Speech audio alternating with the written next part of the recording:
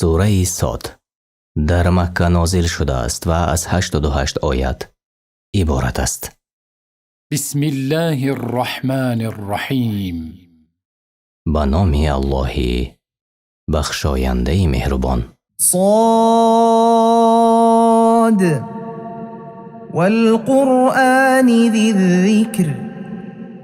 صاد، الله سوگند یاد می کند به قرآن بزرگ صاحب پند که مردم از بزرگی قدر آن در غفلتند. صاد درباره حرفهای مقطعه در اول سوره بقره گفته شد. بل الذین کفروا فی عزة و شقاق. بلکه کسانی که کافر شدند در سرکشی اند و از پذیرفتن حق در اختلافند. کم اهلکنا من قبلهم من قرن فنادوا ولا تحین مناص. چی بسا مردمی را که پیش از آن مشرکان به هلاکت رسانیدیم، هنگام نزول عذاب آنها توبه کنان فریاد برآوردند، ولی آن زمان وقتی نجات نبود. وعجبوا أن جاءهم منذر منهم وقال الكافرون هذا ساحر كذاب. و کافران در تعجب شدند از این که بیم دهنده از میان خودشان برآمد که آنها را به سوی الله دعوت نماید و از عذاب او بیم نماید. و کافران گفتند این پیامبر نیست بلکه جادوگری دروغگو است. اجعل الآلهة إلها واحدا إن هذا لشيء عجاب. آیا همه معبودان را یک معبود قرار داده است و هر آینه آن چیزی که او آورده است این چیز عجیب است. وانطلق الملأ منهم أن امشوا واصبروا على آلهتكم إن هذا لشيء يراد. بزرگانشان به راه خود رفتند و قوم خود را به پرستش معبودانشان تشویق نموده گفتند بروید و به پرستش معبودان خویش پایداری کنید که هر آینه این پیامبر دعوتی که میکند چیزی است خواسته شده که میخواهد بر شما بزرگ و برتر باشد. تفسیر بغوی. ما سمعنا بهذا في الملة الآخرة إن هذا إلا اختلاق. ما هرگز این چونین سخنی که او دعوت می نماید در آخرین آیین نشنیده ایم. این جز دروغ چیزی نیست. یعنی گذشتگان ما با این گونه سخن ما را دعوت نکردند. أنزل عليه الذكر من بيننا بل هم في شك من ذكري بل لما يذوقوا عذاب. آیا از میان همه ما وحی مخصوص به یعنی محمد نازل شده است بلکه آنها از وحی من در شبهه اند، بلکه این سخن را به آن سبب گفتند که هنوز عذاب ما را نچشیدند. پس اگر عذاب او را می چشیدند به گفتن این سخن جرأت نمی کردند. ام عندهم خزائن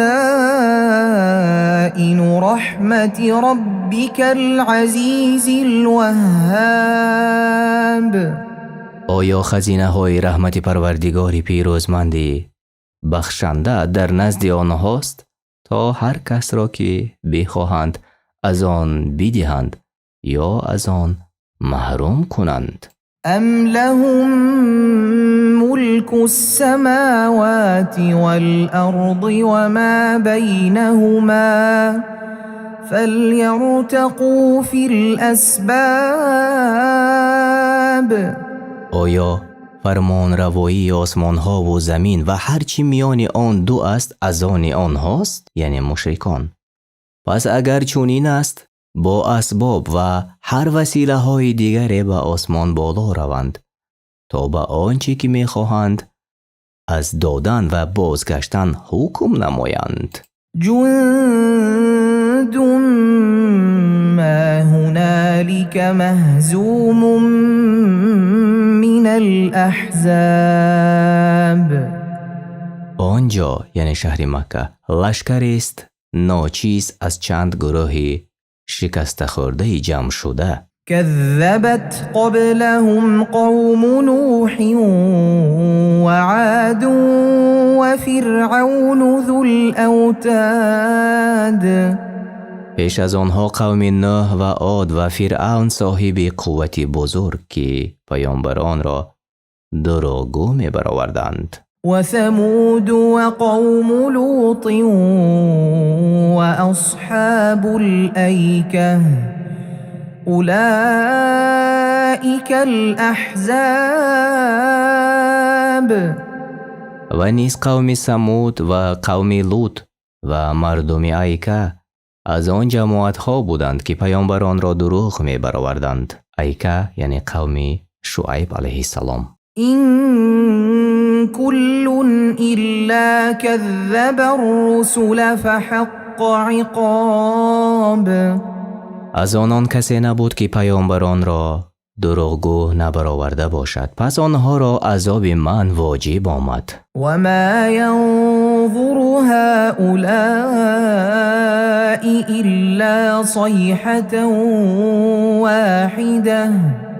إلا صيحة واحدة ما لها من فواق. و این مشرکان اگر بر شرک خود پایدار ایستند جز بانگ سخت مرگبار انتظاری ندارند، چنان که آن را دیگر توقف نباشد. وقالوا ربنا عجل لنا قطنا قبل يوم الحساب. و گفتند با طریقی مسخره آمیزی ای پروردگار ما نامه اعمال ما را پیش از فرا رسیدن روز حساب به دست ما بده. اصبر على ما يقولون واذكر عبدنا داود ذا الأيد إنه أواب. بر هرچی میگویند صبر کن ای رسول و از بنده ما داوود صاحب قوت را یاد آور.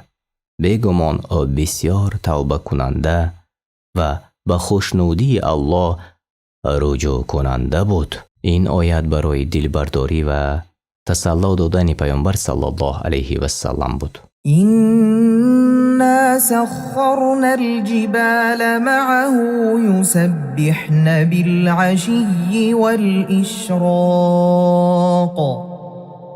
هر آینه ما کوه‌ها را رام کردیم. کوه‌ها در شامگاه و بامدادان با او تسبیح می گفتند. والطير محشورة كل له أواب. و نیز پرندگان با او گرد می آمدند، همه فرمان بر او بودند. وشددنا ملكه وآتيناه الحكمة وفصل الخطاب. فرمان رواییش را به هیبت، قوت و نصرت استواری بخشیدیم و او را حکمت و فصاحت در سخن عطا کردیم. وهل أتاك نبأ الخصم إذ تسوروا المحراب. آیا ای رسول خبر آن شکایت کنندگان را شنیده ای؟ آنگاه از دیوار قصر به مسجد در آمدند. إذ دخلوا على داود ففزع منهم قالوا لا تخف خصمان بغى بعضنا على بعض فاحكم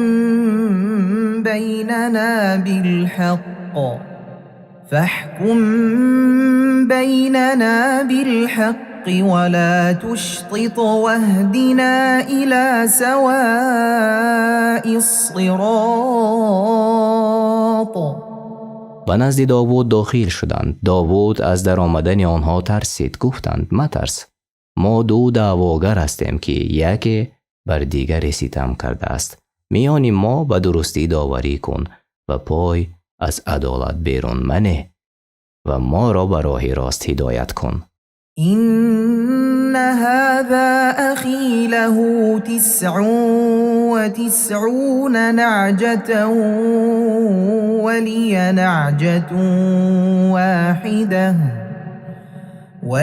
نعجة واحدة فقال أكفلنيها وعزني في الخطاب. یکی از آن دو گفت هر آینه این برادری من است. او را 99 گوسفند است و مرا 1 گوسفند. می گوید آن را هم به من بده و در دعوا و حجت خود بر من غالب آمده است. قال لقد ظلمك بسؤال نعجتك إلى نعاجه وإن كثيرا من الخلطاء ليبغي بعضهم على بعض إلا الذين آمنوا وعملوا الصالحات وقليل ما هم. وظن داود أنما فتناه فاستغفر ربه وخر راكعا وأناب. داوود گفت البته او که گوسفند تو را از تو می خواهد تا به گوسفندهای خویش بیفزاید. بر تو ستم کرده است و هر آینه بسیاری از شریکان بر یکدیگر ستم می کنند مگر کسانی که ایمان آوردند و کارهای شایسته کردند و اینها نیز اندک هستند. و داوود دانست که او را آزمودیم، پس از پروردگارش آمرزش خواست و به رکوع در افتاد و توبه کرد.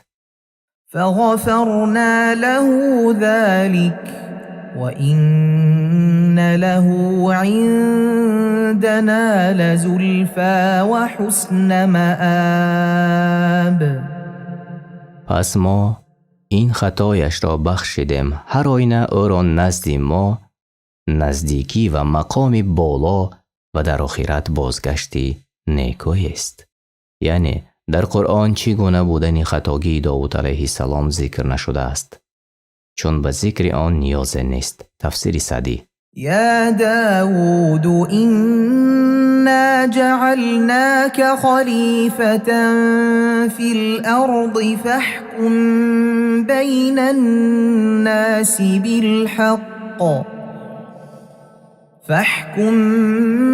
بين الناس بالحق ولا تتبع الهوى فيضلك عن سبيل الله إن الذين يضلون عن سبيل الله لهم عذاب شديد بما نسوا يوم الحساب. ای داوود، هر آینه ما تو را در زمین جانشین ساخته ایم، پس در میان مردم به درستی داوری کن و از پی هوای نفس مرو که تو را از راه الله گمراه می سازد. هر آینه آنان که از راه الله کجرو می شوند به آن سبب که روز حساب را فراموش کردند و به عذاب سخت گرفتار می شوند. در این آیت توصیه است برای صاحبان امر که با حق حکم نمایند و از حق بیرون نشوند وگرنه از راه حق گمراه می شوند. وما خلقنا السماء والأرض وما بينهما باطلا ذلك ظن الذين كفروا فويل للذين كفروا من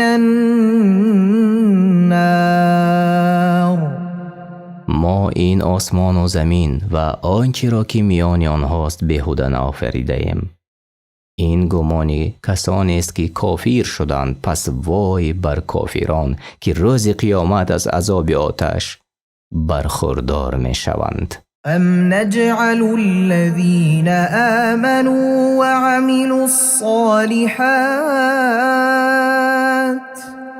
وعملوا الصالحات كالمفسدين في الأرض أم نجعل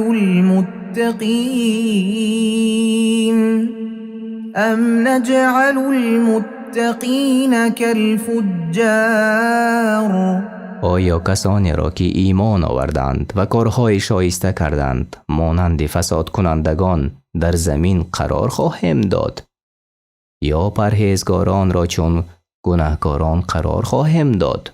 چون این چیز در حکمت و حکم الله لایق نیست، بلکه مؤمنان پرهیزگار را ثواب می دهد و فسادکاران بدکار را عذاب می دهد. كتاب أنزلناه إليك مبارك ليدبروا آياته وليتذكر أولو الألباب. کتاب است پربرکت که آن را بر تو ای رسول نازل کردیم تا در آیاتش بیندیشند و بر راهنمایی آن عمل نمایند و خیرتمندان باید از آن پند گیرند. ووهبنا لداود سليمان نعم العبد إنه أواب. ما سلیمان را بر داوود بخشیدیم، چی بنده نیکوی بود و البته او بسیار به طاعت و خوشنودی الله رجوع کننده بود. إذ عرض عليه بالعشي الصافنات الجياد. به یاد بیاور آنگاه که به هنگام عصر اسبان تیزرو به او نشان داده شد. فقال إني أحببت حب الخير عن ذكر ربي حتى توارت بالحجاب. پس گفت سلیمان هر آینه من چنان شفته مهر اسبان شدم که از ذکر پروردگارم بیخبر گشتم تا آفتاب در پرده غروب پوشیده شد، یعنی نماز عصر قضا شد. ردوها علی فطفق مسحا بالسوق والاعناق. آن اسبانی نشان داده را نزد من بازگردانید. پس شروع به دست کشیدن بر ساقها و گردنهای آنها کرد. ولقد فتنا سليمان وألقينا على كرسيه جسدا ثم أناب. ما سلیمان را آزمودیم، بر تخت او جسد را افکندیم، سپس او روی به الله آورد و توبه کرد. یعنی آن جسد پسر بچه نارسی بود که یکی از همسرانش به دنیا آورده بود. این در آن زمان بود که او قسم خورده بود که به همه همسران خود نزدیک شود و آنها هر یکیشان جنگاور تولد کنند تا در راه الله بجنگند، ولی انشاءالله نگفت مگر آنها یکیشان پسر بچه نارسای تولد کرد. قال رب اغفر لي وهب لي ملكا لا ينبغي لأحد من بعدي إنك أنت الوهاب. گفت ای پروردگار من مرا ببخش و مرا مخصوص ملک عطا کن و پس از من کسی سزاوار آن نباشد که هر آینه تو بسیار بخشاینده ای. فسخرنا له الريح تجري بأمره رخاء حيث أصاب. پس باد را رام او کردیم که به نرمی هر جا که میخواست به فرمان او میرفت. والشياطين كل بناء وغواص. و نیز شیطان ها را که هم بیناکار بودند و هم غواص رام او کردیم. غواص یعنی فرو رونده بودند به قعر دریا و بحرها برای بیرون آوردن دور و مرجان. وآخرين مقرنين في الأصفاد.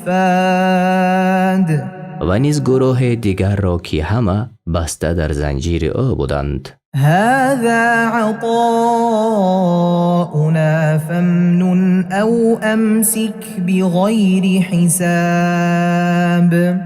این ملک و فرمان روایی عظیم عطایی به حساب ماست. به هر کس خواهی آن را بده و خواهی نگهدار که تو را در این باره حساب و کتاب کرده نمی شود. وَإِنَّ لَهُ عِندَنَا لَزُلْفَىٰ وَحُسْنَ مَآبٍ. بیگمان برای سلیمان نزد ما در آخرت نزدیکی و بازگشت نیکوست. واذكر عبدنا أيوب إذ نادى ربه أني مسني الشيطان بنصب وعذاب.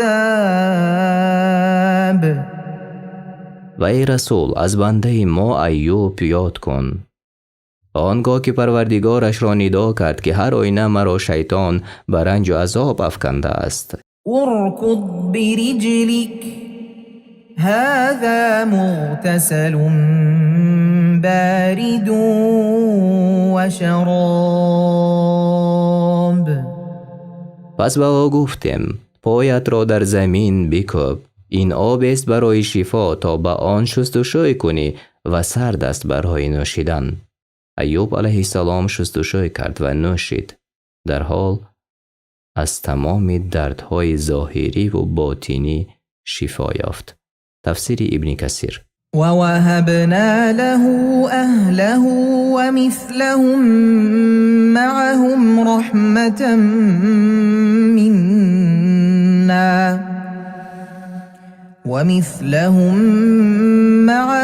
رحمة منا وذكرى لأولي الألباب. و به خانواده‌اش و همچند آن از دیگر یاران را از فرزندان و نبیرگان عطا کردیم و این خود رحمت از ما بود و برای خردمندان اندرس و پند باشد. و خذ بیدک ضغثا فاضرب به ولا تحنث إنا وجدناه صابرا نعم العبد إنه أواب. با او گفتیم دسته از خیمچه های باریک را به دست گیر و با آن زنت را بزن و سوگند خویش را مشکن. او را یعنی ایوب را بنده صابر یافتیم، چی نیکو بنده بود یعنی ایوب. هر آینه او به طاعت پروردگارش بسیار رجوع کننده بود. مفسران میگویند همسر ایوب علیه السلام در ایام بیماری همیشه او را خدمت میکرد. یک بار در خدمت کوتاهی نمود. ایوب علیه السلام خشمگین شد و سوگند یاد کرد چون شفا یابد او را 100 تازیانه بزند. الله او را امر فرمود که دسته خوشه های خرما که 100 شاخه داشته باشد بگیرد و او را 1 ضربه بزند به 100 ضربه برابر می شود. تفسیر تبری. واذكر عبادنا إبراهيم وإسحاق ويعقوب أولي الأيدي والأبصار.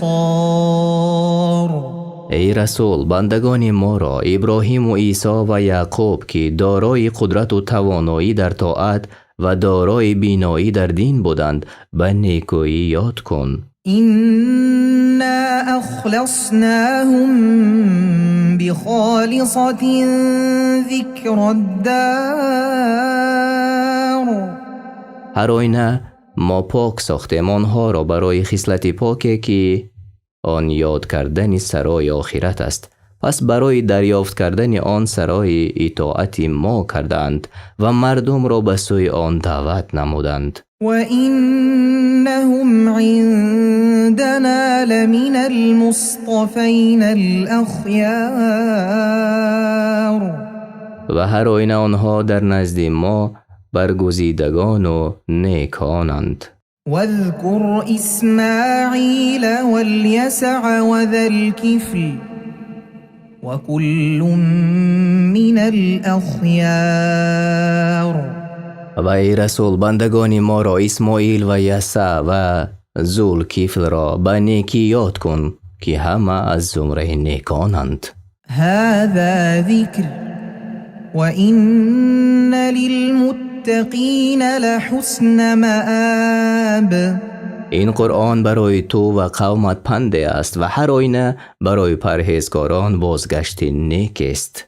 جنات عدن مفتحة لهم الأبواب. بهشت های جاویدان که درهای آن برویشان گشاده است. متكئين فيها يدعون فيها بفاكهة كثيرة وشراب. در آنجا تکیه زدند و هر گونه میوه و نوشیدنی های بسیاری که بخواهند می طلبند. وعندهم قاصرات الطرف أتراب. و نزد آنها همسران است همسال که جز به شوهران خیش نظر ندارند. هذا ما توعدون لیوم الحساب إن هذا لرزقنا ما له من نفاد. این است آن چیزهایی که برای روز حساب به شما پرهیزکاران وعده دادند. هر آینه این رزق ماست بر شما که آن را هیچ پایان نیست. هذا وإن للطاغين لشر مآب. این یعنی آنچه ذکر شد پاداش پرهیزکاران است و بیگمان برای سرکشان که در کفر و معصیت از حد گذشتند بدترین بازگشت هاست. جهنم يصلونها فبئس المهاد. و جهنم است که در آن وارد می شوند. پس چی بد آرامگاه است که برای آنها آماده شده است. هذا فليذوقوه حمیم و غساق. این عذاب آب جوشان و چیرک و خونابه دوزخیان را باید بچشند و بنوشند. و آخر من شکله ازواج. و عذاب و شکنجه های دیگر از هر نوع دارند. هذا فوج مقتحم معكم لا مرحبا بهم إنهم صالوا النار.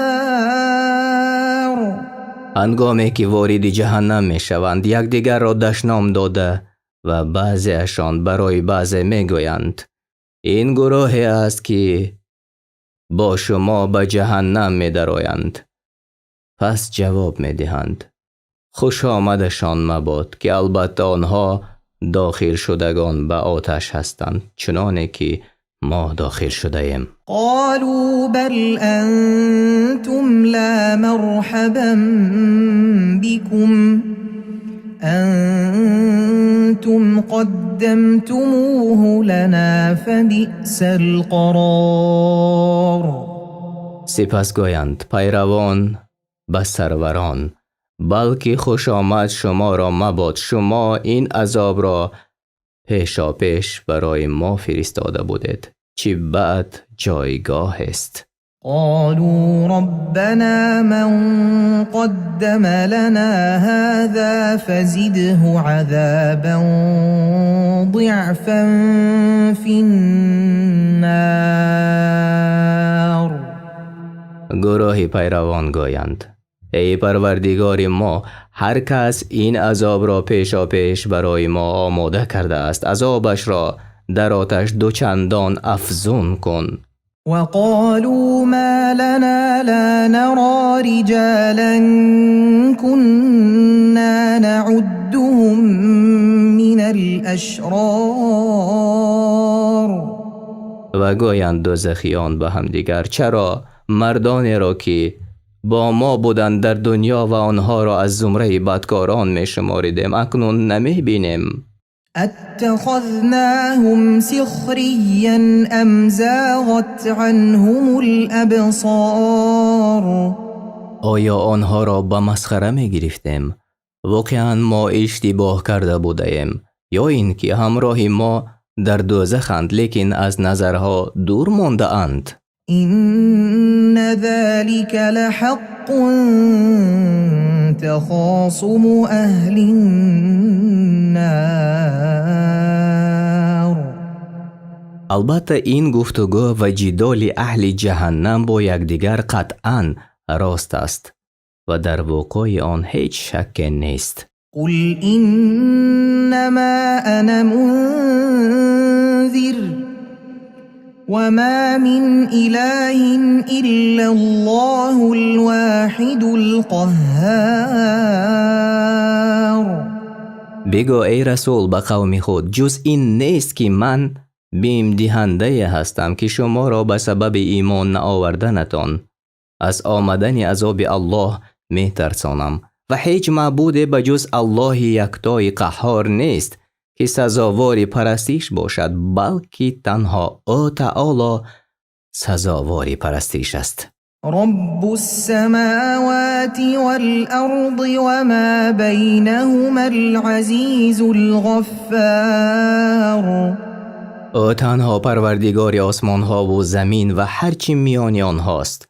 او تعالی پیروزمند و غالب است در انتقام دشمنانش و آمرزنده است برای هر کسی که از گناهش توبه کند و به سوی خوشنودی پروردگارش رجوع نماید. قل هو نبأ عظیم. بگو ای رسول به قوم خود این قرآن خبری بزرگی است. انتم عنه معرضون. که شما از نفع آن بخبرید و روی میگردانید و به آن عمل نمی کنید. ما كان لي من علم بالملأ الأعلى إذ يختصمون. من از ساکنان عالم بالا یعنی فرشتگان چون درباره آفرینش آدم که با یکدیگر جدال و گفتگو می‌کردند خبر ندارم. یعنی این قصه در آیت 30 سوره بقره ذکر شده است. إن يوحى إلي إلا أنما أنا نذير مبين. تنها از آن روی به من وحی می شود که من بیم دهنده آشکار هستم که شما را از عذاب او می ترسانم و شریعتش را برای شما بیان می دارم. إذ قال ربك للملائكة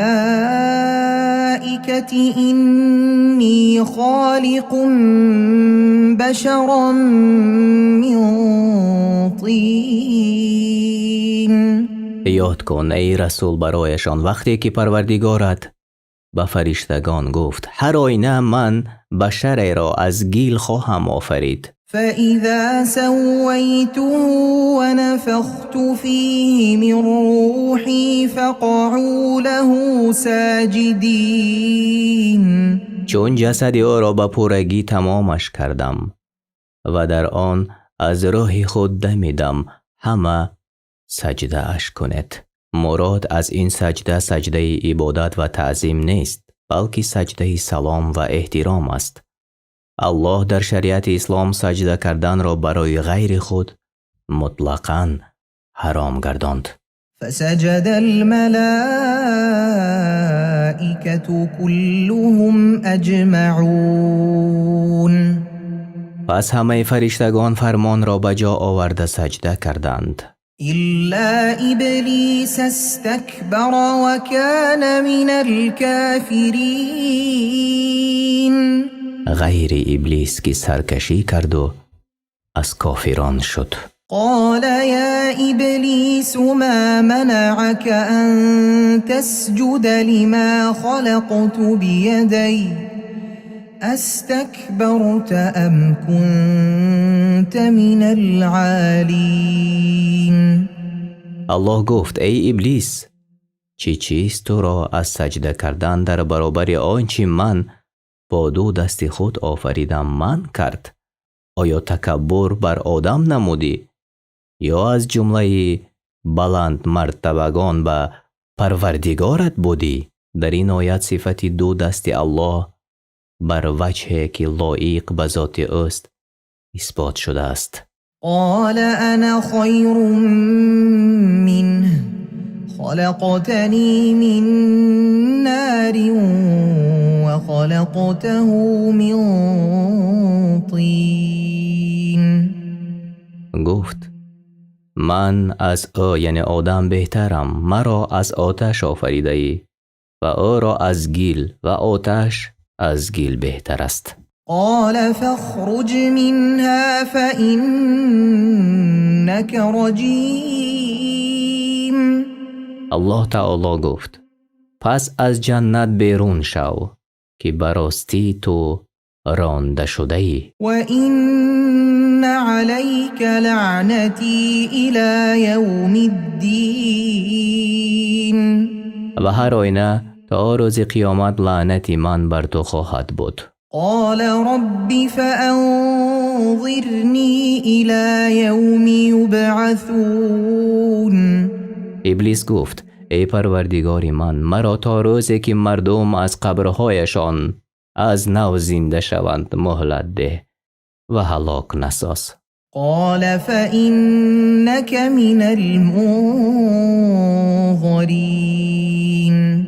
الله گفت پس هر آینه تو از مهلت یافتگانی إلى يوم الوقت المعلوم.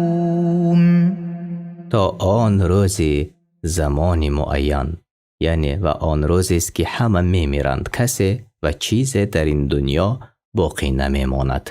قال فبعزتك لأغوينهم أجمعين. ابلیس گفت با عزت تو سوگند یاد میکنم که هر آینه همه آنها را گمراه کنم إلا عبادك منهم المخلصين. مگر آنهایی که از بندگان مخلص تو باشند و در پناه تو باشند گمراه کرده نتوانم. قال فالحق والحق أقول.